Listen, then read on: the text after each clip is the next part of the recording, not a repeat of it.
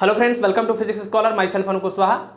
तो TGT, PGT और GIC के इस लेक्चर सीरीज में आज जिस टॉपिक को हम कवर करेंगे थर्मल फिजिक्स से, that is thermodynamical potentials and Maxwell's thermodynamical relations.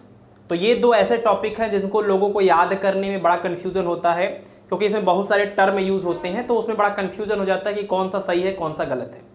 साथ ही हम इस दोनों टॉपिक को कवर करने के बाद इस पर आए हुए जितने भी प्रीवियस ईयर क्वेश्चंस हैं इन सभी एग्जाम्स में, उन सारे क्वेश्चंस को भी यहाँ पर हम साथ में सॉल्व करते चलेंगे।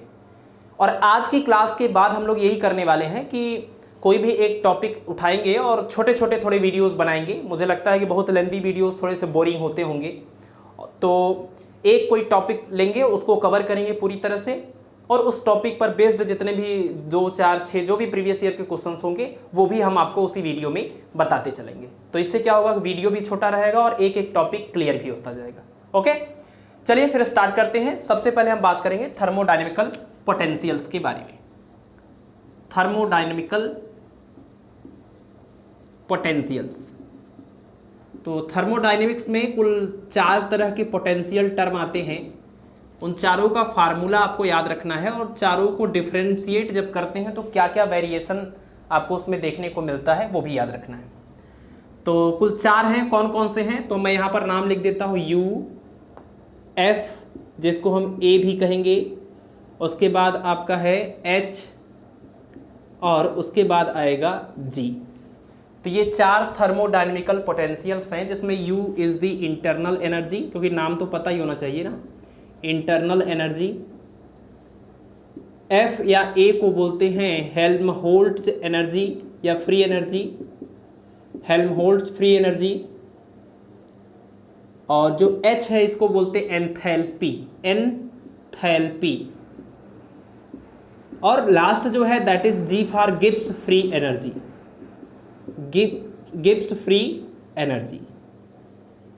ठीक है, तो इसमें ध्यान रखिएगा F और A दोनों सेम है, और इसका नाम है हेल्महोल्ट्ज़ फ्री एनर्जी और इसका नाम है गिब्स फ्री एनर्जी।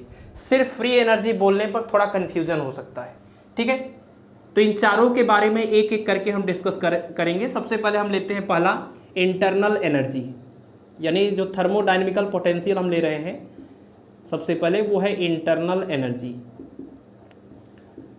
तो इंटरनल एनर्जी से रिलेटेड जो एक्सप्रेशन आपको याद रखना है, तो देखिए फर्स्ट लॉ ऑफ थर्मोडायनेमिक्स में आपने देखा था dq is equal to du plus dw। ठीक है, ये फर्स्ट लॉ ऑफ थर्मोडायनेमिक्स होता है, dq is equal to du plus dw। इसमें से अगर आप du को एक साथ मतलब एक साइड रोकें और इसको ट्रांसपोज वगैरह करते हैं तो du इज इक्वल टू मिलेगा dq माइनस dw। वैसे आप ये रिलेशन याद कर सकते हैं, बट इसके और भी तरीके हैं, मैं थोड़ा सा मॉडिफाई करके आपको दिखाना चाहता हूँ। तो जो एंट्रोपी का एक्सप्रेशन आपने पढ़ा था, dq is equal to TdS या ds is equal to dq upon T। Change in entropy is equal to heat absorbed upon temperature. और इसके अलावा आपने वर्क डन का भी फार्मूला पढ़ा था, W is equal to P into delta V, तो dW is equal to P into dV हो जाएगा। तो ये रिलेशन और ये रिलेशन हम यहाँ यूज़ करने वाले हैं। तो आपका इक्वेशन मॉडिफाई हो जाएगा, du is equal to dq की जगह पर आएगा आपका TdS माइनस dW की जगह पर आ जाएगा PdV। तो आप ये इक्वेशन याद कर सकते हैं, ये इक्वेशन को आप याद कर सकते हैं। तो जो फर्स्ट थर्मोडायनेमिकल पोटेंशियल है इंटरनल एनर्जी, ये जो इक्वेशन आया है इससे देखिए हम बहुत तरह से इसको हम लिख के कुछ मतलब वैल्यू फाइंड आउट कर सकते हैं। पहली बात तो आप देखिए कि du जो है वो इसके साथ में यहाँ ds है और यहाँ पर dv है, मतलब कि यहाँ पर आप कह सकते हैं s के साथ डेरिवेटिव टर्म दिख रहा है और v के साथ दिख रहा है। तो अगर हम इस पूरे इक्वेशन को इन दोनों में से किसी एक को कांस्टेंट रख दें और किसी एक के रिस्पेक्ट में इसको डिफरेंशिएट करें, तो इक्वेशन देखिए क्या मिलेगा। यहाँ से अगर हम वॉल्यूम को कांस्टेंट रख दें, v को अगर कांस्टेंट रख दें, तो v को कांस्टेंट रखेंगे तो dv तो 0 हो जाएगा और यहाँ से ये पूरा टर्म 0 हो जाएगा, तो ये ds इधर आ जाएगा, तो आपको क्या मिलेगा du अपान ds। लेकिन आपको पता है दो से ज़्यादा वेरिएबल्स होते हैं, जब 2 या 2 से ज़्यादा वेरिएबल तो पार्शियल डेरिवेटिव टर्म आता है। तो इसको हम du अपान ds को क्या लिखेंगे, देखिए del u by del s। ठीक है, ये जब 0 हुआ तो del u by del s किसके इक्वल, t के इक्वल। लेकिन ये कब, when v is constant. Clear है। तो टेम्परेचर फाइंड आउट कर सकते हैं इस इक्वेशन से। और ये फार्मूला याद रखने की कोई ज़रूरत नहीं है, आप इस जनरल फार्मूले को याद रखिए। इससे ये कैसे बना ये हमने एक्सप्लेन कर दिया है। और आगे जितने भी आपको मिलेंगे, जैसे आप हेल्महोल्ट्ज फ्री एनर्जी की बात करेंगे, एंथैल्पी की बात करेंगे, गिब्स फ्री एनर्जी की बात करेंगे, सब में इसी तरह से ढेर सारे फार्मूले मिलेंगे।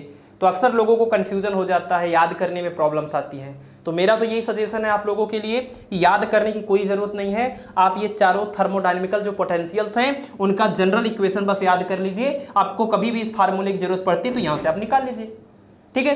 तो जब आपने इसको कांस्टेंट रखा तो एक एक्सप्रेशन आ गया। अगर आप इसको कांस्टेंट रख देंगे, एंट्रोपी को, चेंज इन एंट्रोपी अगर जीरो रख देते हैं, तो चेंज इन एंट्रोपी को अगर आप जीरो रख देते हैं, जैसे देखिए आप यानी कि एस को कांस्टेंट रख देते हैं, तो अगर एस को कांस्टेंट रखेंगे तो ये पूरा टर्म हो जाएगा zero.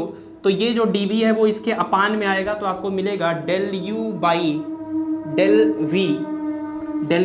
Del V minus P के इक्वल, माइनस को अगर इसके साथ ही कर दें, इसके साथ में ही कर दें तो ये P के इक्वल हो जाएगा। और एट कांस्टेंट एंट्रोपी यानी कि S। तो देखिए आपको ये रिलेशन मिल गया दो। तो फर्स्ट थर्मोडायनेमिकल रिलेशन अगर आपको क्लियर है तो उससे आप ये दोनों रिलेशन निकाल लेंगे। अब बिल्कुल सेम टाइप से हम बाकी के तीनों थर्मोडायनेमिकल रिलेशंस को, उसका जनरल केस देखेंगे और उसका फिर उससे मॉडिफाई करने के बाद दो अलग अलग टर्म कैसे फाइंड आउट कर सकते हैं वो भी देखेंगे। क्लियर है? चलिए नोट करिएगा। अब हम आगे देखते हैं नेक्स्ट। तो नेक्स्ट है आपका हेल्महोल्ट्ज फ्री एनर्जी या ए।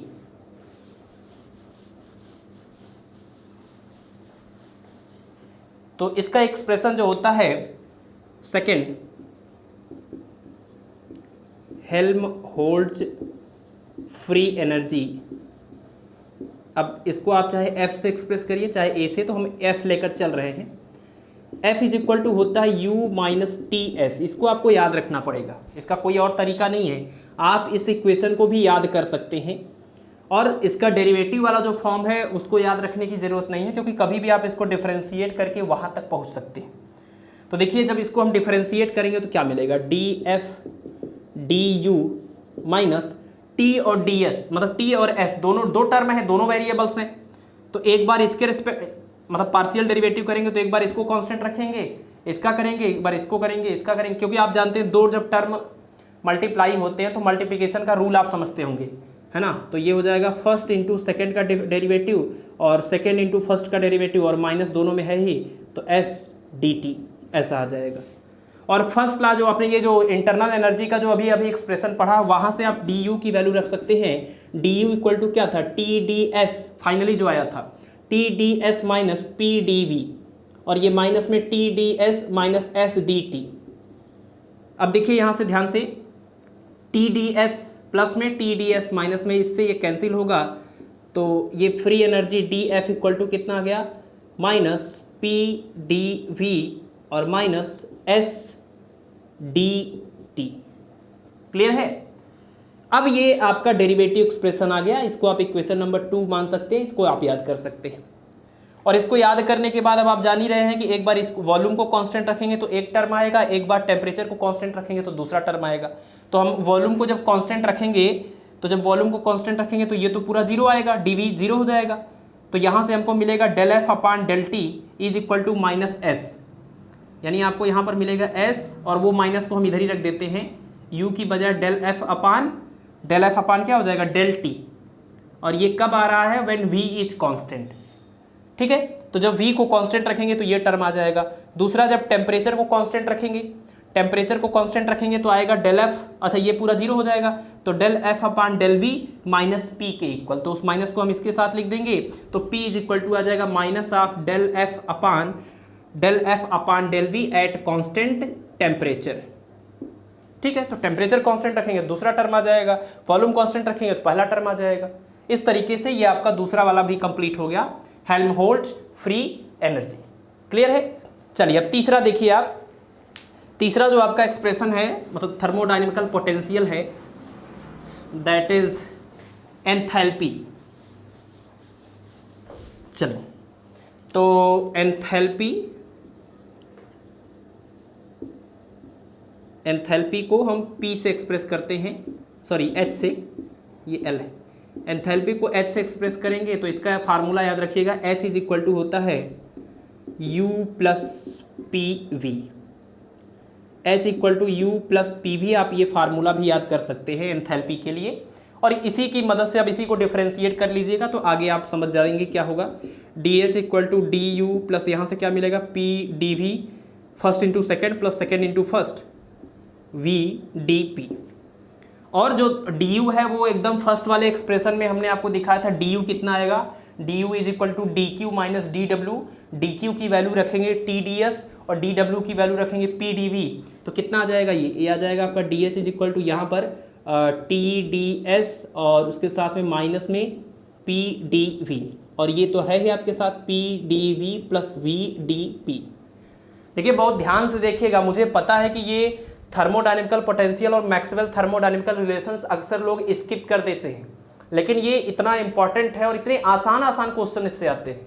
बहुत कुछ लंबा नहीं, इसका मुझे लगता है कि ये थियरी ही आप पढ़ लीजिए, न्यूमेरिकल्स अभी इसके जो क्वेश्चंस हैं वो आप देखेंगे ना तो आपको लगेगा कि ये इतने आसान क्वेश्चंस आते हैं, लेकिन जिसको ये समझ में नहीं आता और जो इसी में कंफ्यूज हो जाता है इतने वेरिएबल्स को देखकर, फिर वो नहीं बता सकता उन क्वेश्चंस का आंसर। तो ऐसे लोगों के लिए बहुत टफ है, अगर समझ में आता है तो बहुत ईजी भी है। अभी आप क्वेश्चंस देखेंगे, इसी क्लास में हम प्रीवियस ईयर क्वेश्चंस भी करेंगे। तो पी डी वी और P D V plus minus cancel हो जाएगा, तो D H is equal to आ जाएगा T D S plus V D P. ये हुआ आपका, इसको आप मान सकते हैं कोई इक्वेशन थर्ड मान लीजिए। वैसे आप इसको याद रखिएगा, ज़्यादा हेल्पफुल होगा, क्योंकि यहाँ तक याद रखना थोड़ा मुश्किल हो सकता है। ये जनरल फार्मूला याद रहेगा तीनों चारों का, तो आप पहुँच जाएंगे वहाँ तक डिफ्रेंशिएट करके। प्रोसेस हम बता ही रहे हैं। अब इसमें एक बार देखिए एंट्रोपी को कांस्टेंट लीजिएगा तो इसके साथ रिलेशन आएगा, एक बार प्रेशर को कांस्टेंट रखिएगा इसके साथ रिलेशन आएगा। तो जब एंट्रोपी एस कांस्टेंट होगा तो क्या रिलेशन आ जाएगा, अब आप समझ सकते हैं। ये कांस्टेंट होगा तो ये पूरा जीरो हो जाएगा, तो ये इसके अपान में आएगा, तो वॉल्यूम आएगा V equal to del H upon del P, ये रिलेशन आएगा। और दूसरा केस, अगर हम प्रेशर को कांस्टेंट रख दें P, when P is constant, तो ये पूरा टर्म जीरो हो जाएगा, ये अपान में जाएगा, यानी T इज इक्वल टू मिलेगा del H by del S. ठीक है, यहां से ये दो टर्म आप फाइंड आउट कर सकते हैं, वॉल्यूम एंड टेम्परेचर एंथैल्पी के एक्सप्रेशन से। लास्ट थर्मोडायनेमिकल जो पोटेंशियल्स है that is Gibbs free energy, और गिब्स फ्री एनर्जी का एक्सप्रेशन फार्मूला जनरल जो है याद रखना है, जो आपको गिब्स फ्री एनर्जी है ना, इसको कैपिटल G से एक्सप्रेस करेंगे और इसका इक्वेशन आता है G is equal to U plus P V minus T S. ठीक है, G equal to U plus P V minus T S, और यहाँ पर आप देख रहे हैं ये क्या है, पूरा ये पूरा आपका एंथैल्पी H है, ये है एंथैल्पी H। तो आप इसको चाहे तो इस तरीके से भी लिख सकते थे, H minus T S type से। ठीक है, तो कोई फ़ायदा नहीं होगा, क्योंकि हमको फाइनली जब इसका डेरिवेटिव लेंगे तो डेरिवेटिव करने के बाद हमको जिस तरीके से याद रहता है, तो H के टर्म में लिखेंगे तो हमको DH का एक्सप्रेशन याद होना चाहिए, तो DH तो याद रहेगा नहीं, तो इसलिए हम इसी को लेकर डिफ्रेंशिएट करके आगे बढ़ते हैं। बाकी आप याद रख सकते हैं इस तरीके से भी, ये भी छोटा एक एक्सप्रेशन है, आप इस तरीके से भी याद ही कर सकते हैं। तो यहाँ से देखिए क्या आ जाएगा, D G is equal to D U plus, इसको डेरिवेटिव करेंगे, दोनों टर्म मल्टीप्लाई हो रहे हैं, तो पी डी वी और वी डी पी, एक बार इसका और एक बार इसका, फिर माइनस यहाँ से वैसे ही T D S minus S T D T. अब डी यू की वैल्यू रखिए फ्रॉम फर्स्ट इक्वेशन, एकदम very first equation, thermodynamical equation है। डी यू कितना हो जाएगा, T D S minus P D V, ये हमने डी यू की वैल्यू रखी है। उसके बाद का पूरा एज इट इज रहेगा, P D V plus V D P minus T D S minus S D T. अब इसमें क्या करेंगे, देखिए टी डी एस प्लस में है और टी डी एस यहाँ पर माइनस में है, कैंसिल हो जाएगा। पी डी वी प्लस में है, पी डी वी माइनस में है, कैंसिल हो जाएगा। अब ये दो बच गए, तो D G is equal to हो जाएगा, डी जी, अच्छा दिख रहा है ना ये आप लोगों को, D G is equal to V D P minus S D T. ये हुआ आपका लास्ट थर्मोडायनेमिकल इक्वेशन, इसको भी आप याद कर सकते हैं। मुझे लगता है कि ये ज़्यादा आसान पड़ेगा आपको याद रखना। अब इसके बाद फिर वही चीज़, एक बार प्रेशर को कांस्टेंट रखेंगे, एक बार टेम्परेचर को कांस्टेंट रखेंगे। व्हेन प्रेशर इज कांस्टेंट, यानी when P is constant, then we will get, pressure constant होने पर ये पूरा टर्म जीरो होगा, तो del G by del T मिलेगा, और माइनस के साथ, तो माइनस को इसके साथ अगर कर दें तो S इक्वल टू आ जाएगा minus del G by del T. ये हुआ आपका पहला एक्सप्रेशन। दूसरा जो रिजल्ट आपको फाइंड आउट करना है, इसमें प्रेशर के अलावा क्या और वेरिएबल है, टेम्परेचर है, तो टेम्परेचर को कांस्टेंट रखेंगे तो ये पूरा टर्म जीरो, तो वॉल्यूम इज इक्वल टू आ जाएगा V इज इक्वल टू कितना आ जाएगा, del G by del P, del G by del P. और ये कब आएगा, व्हेन ये दूसरा टर्म कौन सा है, when T is constant, when T is constant. तो जब टी कांस्टेंट रहेगा तो ये पूरा जीरो हो जाएगा, तो del G by del P is equal to V हो जाएगा। ठीक है, तो मुझे लगता है कि बहुत ही आपको आसानी से समझ में आ गया होगा। मुझे लगता है this is the easiest way to learn the thermodynamical potentials. ठीक है, मैं फिर से यहां पर एक बार लिख देता हूं इन चारों का एक्सप्रेशन, जो सिंपलेस्ट एक्सप्रेशन आपको याद रखना है। बाकी ये प्रोसेस तो आप समझ ही गए हैं, डेरिवेटिव भी निकलने का तरीका समझ ही गए हैं, तो ये तो समझने वाली चीज है। बट याद जो करना है वो यहां से देखिए, du is equal to dq minus dw। बाकी dq और dw का ये वाली वैल्यू आपको पहले से ऑलरेडी याद है, तो आप इसको यूज कर लीजिएगा। यहां पर f इज इक्वल टू क्या होता है, u माइनस ts, इसको आप याद कर सकते हैं। यहां से h is equal to u plus pv आप याद रखिएगा, और यहां से g is equal to u plus pv minus ts, और इसको चाहे तो h बना लेंगे तो h माइनस ts हो जाएगा। ठीक है, तो आप ये चारों थर्मोडायनेमिकल रिलेशंस बहुत ही आसानी से पोटेंशियल्स याद कर सकते हैं। अब बिल्कुल इसी तरीके से जो एक बहुत बड़ी प्रॉब्लम होती है मैक्सवेल्स थर्मोडायनेमिकल रिलेशंस, जो 4 रिलेशंस होते हैं उनको भी याद करने में प्रॉब्लम आती है। अभी देखिए चुटकी में वो कैसे आपको याद हो जाता है। चलिए, तो मैक्सवेल थर्मोडायनेमिकल जो रिलेशंस हैं उनको याद करने के लिए हम ट्रिक का यहाँ पर यूज़ करने वाले हैं। और ये आपकी जो थर्मोडायनेमिक्स की जो सबसे फेमस बुक है, ब्रिजलाल एंड एन सुब्रमण्यम की बुक, वो बुक के ट्रिक को हम यहाँ पर फॉलो करने वाले हैं। तो उसमें देखिए एक ट्रिक होता है, SPTV लिखा होता है। SPTV आप याद कर सकते हैं, ये सीक्वेंस या इसको स्पोर्टिव जो वर्ड है उसमें याद कर लीजिए, SP, T और V चारों उसमें आ जाएंगे। तो SPTV को हम यूज करेंगे, इन चारों वर्ड को लिखेंगे। सपोज कि हमने S लिख दिया, P लिख दिया, T लिख दिया, V लिख दिया, तो अगर हम यहाँ से ऐसे क्लॉकवाइज चलेंगे तो हमारे इक्वेशन में प्लस साइन आएगा, और अगर हम एंटी क्लॉकवाइज इधर से ऐसे चलेंगे तो ये हमारी इक्वेशन में माइनस आने वाला है। क्लियर है? चलिए, इस बात को आप ध्यान रखिए, बाकी अभी आपको समझ में आ जाएगा हम कहना क्या चाहते हैं। तो टोटल 4 मैक्सवेल रिलेशंस होते हैं, और जो इक्वेशन फर्स्ट और इक्वेशन थर्ड आपको मिलता है, एकदम मैं ये स्पेशली आपको बता रहा हूँ कि अगर आप एग्जैक्टली जानना चाहते हैं कि चारों इक्वेशन में से फर्स्ट कौन है और थर्ड कौन है, अगर आप ये नहीं जानना चाहते हैं फर्स्ट और थर्ड कौन है, लेकिन चारों को याद रखना चाहते हैं, बहुत ही आसान है वो। लेकिन अगर आपको ये भी याद रखना है कि मैक्सवेल फर्स्ट इक्वेशन है कि सेकंड इक्वेशन है कि थर्ड इक्वेशन है, इसके लिए हम आपको बता रहे हैं कि देखिए फर्स्ट इक्वेशन की अगर हम बात करें और थर्ड इक्वेशन की बात करें, दोनों इक्वेशन का जो राइट हैंड साइड है उसका जो डिनोमिनेटर है वहां पर आपको लिखना है डेल एस, यहां पर भी लिखना है आपको डेल एस। इक्वेशन 2 और इक्वेशन 4 में क्या करना होता है, दोनों का जो राइट हैंड साइड है उसके न्यूमरेटर में लिखना है डेल एस, और यहां पर भी लिखना है डेल एस। तो एक चीज आप ये याद कर सकते हैं कि फर्स्ट और थर्ड में जो डेल एस होता है वो नीचे की तरफ होता है राइट हैंड साइड, और डेल एस इसमें सेकेंड और फोर्थ में ऊपर की तरफ होता है, वो भी लेफ्ट हैंड साइड। ठीक है, चलिए अब यहां से स्टार्ट करते हैं हम पहला इक्वेशन कैसे बनाएंगे। तो इसमें देखिए आपको एंटी क्लॉकवाइज चलना है, इस बात को भी आपको याद ही रखना पड़ेगा कि ये एंटी क्लॉकवाइज चलना है। एंटी क्लॉकवाइज का मतलब क्या, डेल एस आपने पकड़ लिया तो एस के बाद पी, टी और वी आना चाहिए, तो एस से यहां से आपको चलना है, वो भी एंटी क्लॉकवाइज। तो ये होता है क्लॉकवाइज, ये होता है एंटी क्लॉकवाइज। तो एस के बाद एंटी क्लॉकवाइज यानी ऐसे ऐसे चलेंगे, तो डेल एस के बाद यहाँ पी आना चाहिए, डेल पी, पी के बाद क्या आना चाहिए, टी आना चाहिए, तो डेल टी, उसके बाद क्या आना चाहिए, वी आना चाहिए यानी कि डेल वी।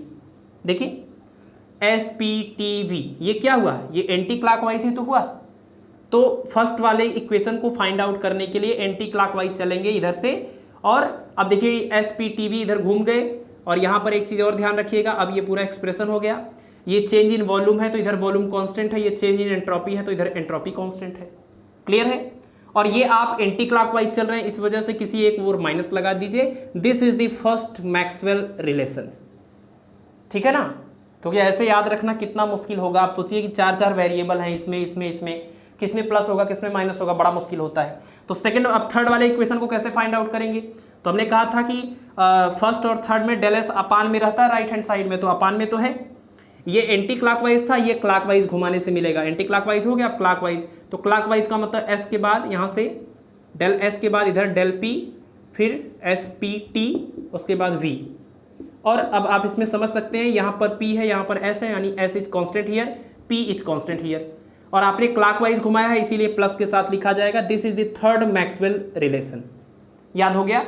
चलिए सेकेंड और फोर्थ कैसे मिलेगा, तो ये हमने यहाँ पर ये चीज़ तो पहले ही बना रखा है, और इसमें एंटी क्लॉकवाइज था, ये क्लॉकवाइज था, अब ये फिर से क्या आएगा, क्लॉकवाइज आएगा, और उसके बाद फिर से ये एंटी क्लॉकवाइज आएगा। ठीक है, तो इसको भी आप याद कर सकते हैं इस सीक्वेंस को, चाहे 1 2 3 4 के साथ याद करिए, ए सी सी ए, या फिर आप 1 3 को एक साथ याद रखिए, 2 4 को एक साथ याद रखिए, तो ए सी सी ए। ठीक है, चलिए तो यहां से क्लॉकवाइज स्टार्ट करते हैं। डेल एस यहाँ लिखा हुआ है, क्लॉकवाइज का मतलब ऐसे, तो डेल एस के बाद डेल पी, उसके बाद डेल टी, उसके बाद डेल वी, और यहाँ पर वॉल्यूम है, यहाँ पर टेम्परेचर है, तो यहाँ टेम्परेचर कांस्टेंट, यहाँ पर वॉल्यूम कांस्टेंट, और आपने क्लॉकवाइज घुमाया है इसीलिए माइनस की कोई जरूरत नहीं है क्योंकि क्लॉकवाइज में प्लस लिखा जाता है। This is the third Maxwell relation. अब इसी तरीके से फोर्थ मैक्सवेल रिलेशन देखिए कैसे बनेगा।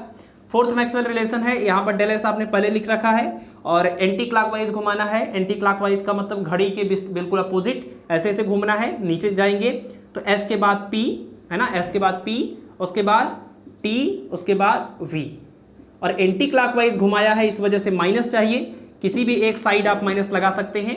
और यहाँ प्रेशर है, यहाँ टेम्परेचर है, तो यहाँ पर यानी टेम्परेचर कांस्टेंट और यहाँ पर pressure constant. This is the fourth Maxwell relation.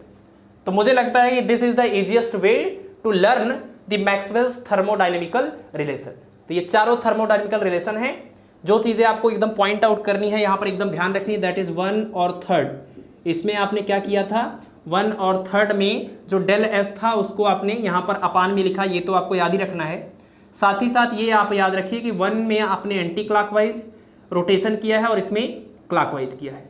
Second और फोर्थ में ये दोनों एक नेचर के हैं, सेकेंड और फोर्थ, यानी कि इसमें डेल एस दोनों में ऊपर रहता है, इस दोनों में डेल एस क्या होता है, नीचे रहता है।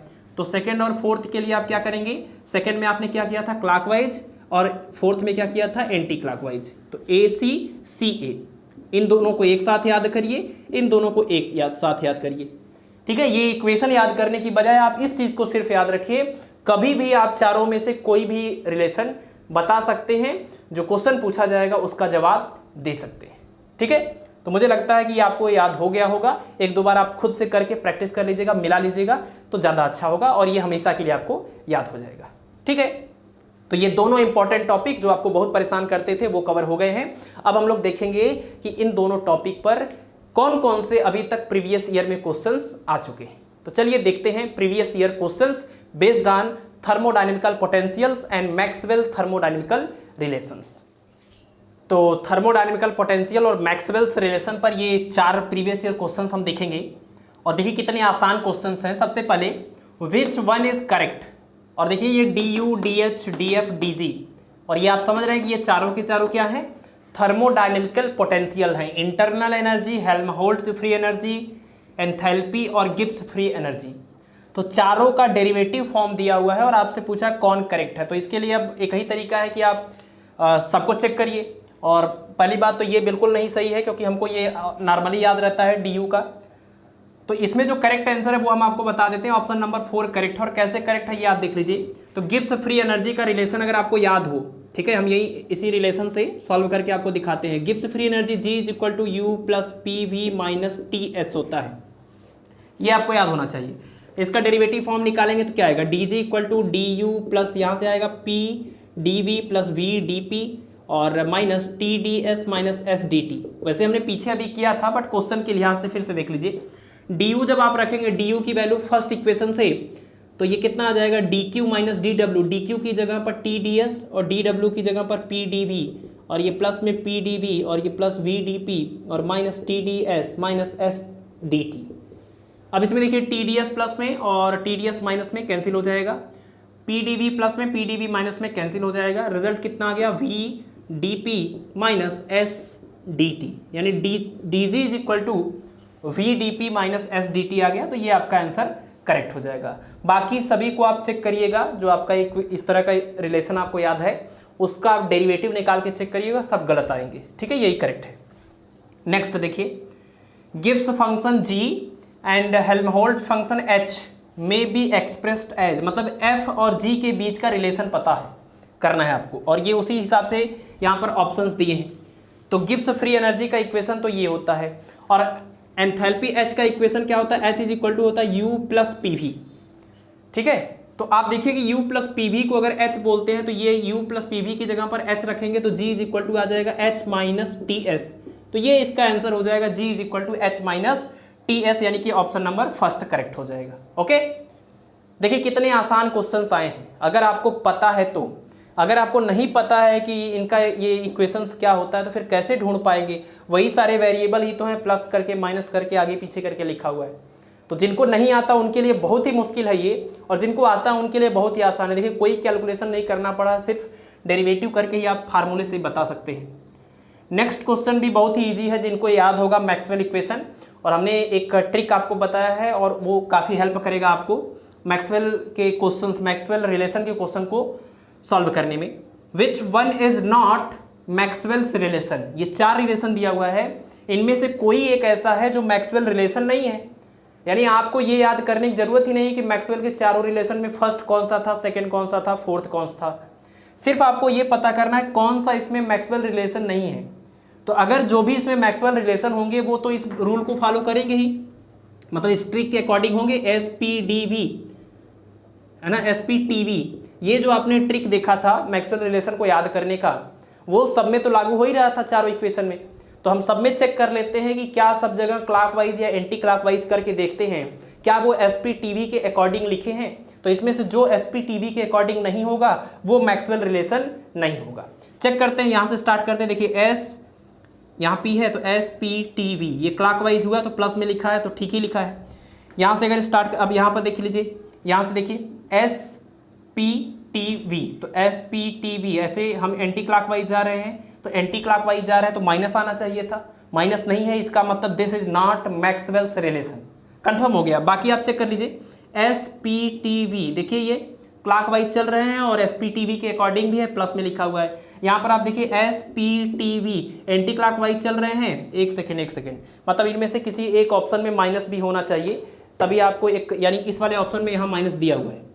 ठीक है, क्वेश्चन में ये माइनस दिया हुआ है तो SPTV, ये आपका SPTV एंटी क्लॉकवाइज है और माइनस भी दिया हुआ है, तो ये भी मैक्सवेल रिलेशन है। तो ये तीनों के तीनों SPTV जो ट्रिक है उसके अकॉर्डिंग है, लेकिन ये नहीं है। लेकिन इसमें पूछा था which one is not Maxwell relation, तो यही ऑप्शन आपका करेक्ट हो जाएगा।